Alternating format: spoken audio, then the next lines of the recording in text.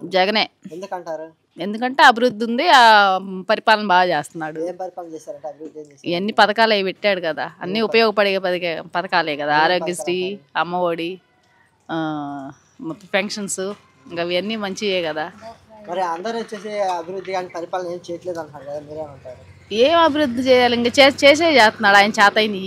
ఈసారి చేస్తాడేమో. ఇంకా ఇప్పుడు వరకు కరోనా వచ్చినాయి, 3 ఏళ్ళు కరోనా వచ్చింది. ఏం చేస్తాడు? చేసిన వాడికే చేశాడు. మళ్ళీ ఎలక్షన్స్ వచ్చినాయి, మళ్ళీ ఈసారి గెలిస్తే మిగతాయి చేస్తాడు. మరి సరే, టీడీపీ జనసేన బీజేపీ కలిసి వస్తున్నాయి. ఎంతమంది వచ్చినా ఎవరికి వేసేవాళ్ళు వాళ్ళకే వేస్తారు. జగనే వస్తాడు. కాకపోతే అన్ని సీట్లు రాకపోయినా 120 సీట్లైనా వస్తాయి. అది. మరి చంద్రబాబు వచ్చేసి వైసీపీ పార్టీ అంతా తరిమి కొడతాము ఈసారి. ఏంది కొట్టేది ఆయన? చెప్పు. ఏంది కొట్టేది ఆయన? ఎంతమంది వచ్చినా ఏమి చేయలేరు జగన్. ఏది చేసింది ఎవరికి వేసేవాళ్ళు వాళ్ళకే వేస్తారు కదా. మరి పవన్ కళ్యాణ్ వచ్చేసి జగన్ పాతాలను తొక్కేస్తున్నా, అది చేస్తాను ఇది చేస్తాను. ముందు ఆయన సీట్ ఆయన గెలవమనయ్యా. ఆయన సీట్ సరిగ్గా చేస్తే చాలు. ఇంకా మరి ఈసారి షర్మిల వచ్చినా వేయరు.